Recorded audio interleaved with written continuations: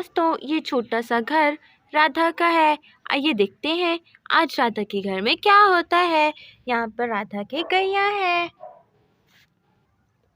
अरे पिंकी बेटा, तुम सुबह से सो रही हो, उठ जाओ बच्चे, इतना देर नहीं सोते। अरे माँ, मुझे सोने दो ना, मुझे सोना अच्छा लग रहा है।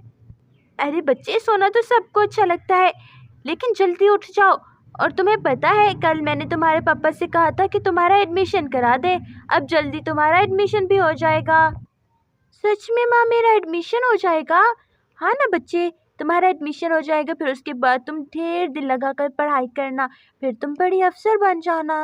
अरे माँ, मैं तो सुन के हैरान हो गई हूँ कि मेरा एडमिशन होगा, मैं भी स्कूल में जाऊँगी। मैं तो बहुत खुश हूँ। अच्छा ठीक है, अब तुम घर का ख्याल रखना, मैं गायों के लिए घास काटने जा रही हूँ। ठीक है माँ, आप चिंता मत करो, मैं घर का ख्याल रखूँगी। हाँ ठीक है बच्चे। अरे मैं तो बहुत खुश हो गई हूँ, मेरा एडमिशन होगा। मैं ये बात जाकर सोनल और पन्नों को बताती हूँ। अब मैं चारपाई से नीचे उतरूँगी। अरे सोनल, पन्नों, कहाँ हो तुम दोनों? अरे उनके घर तो जा रही हूँ, लेकिन चाची ने देख लिया। चाची तो मुझ पे गुस्सा होगी। मुझे इनके घर जाना चाहिए या फिर नहीं जाना चाहिए? अच्छा, रिस्क लेके जाती हूँ, आराम आराम से जाती हूँ।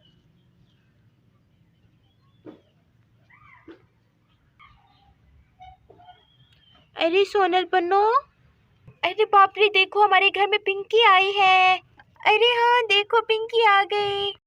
तुमको पता है सोनल, मेरा स्कूल में एडमिशन होगा कल। अरे सच में? मुझे तो यकीन नहीं आ रहा।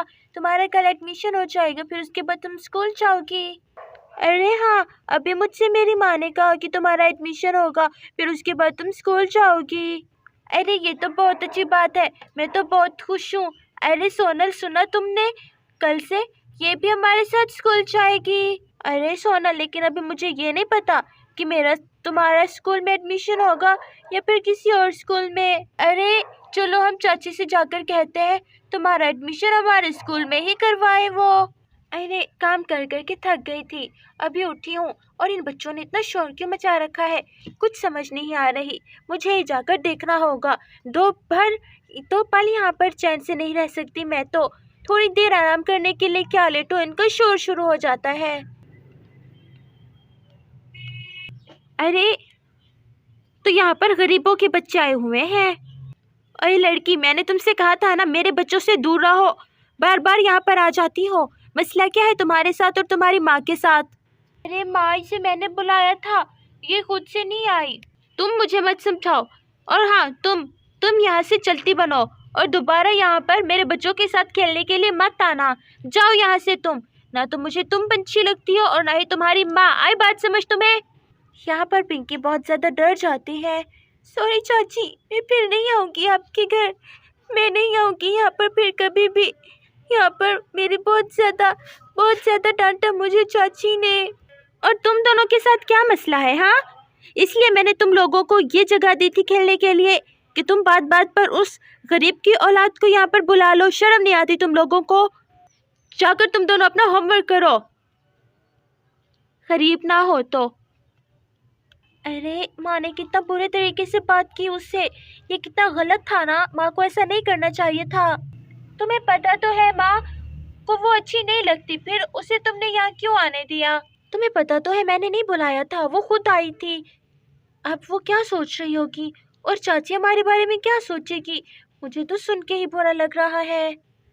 माँ, माँ, आपको पता है मैं उनसे खेलने के लिए गई थी, उन्हें बताने के लिए गई थी।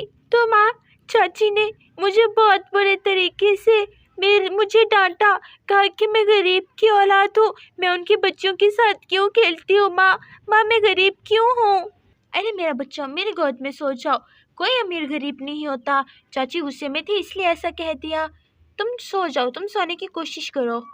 अब बहुत हुआ, अब इस बारे में मैं शाम जी से ही बात करूँगी।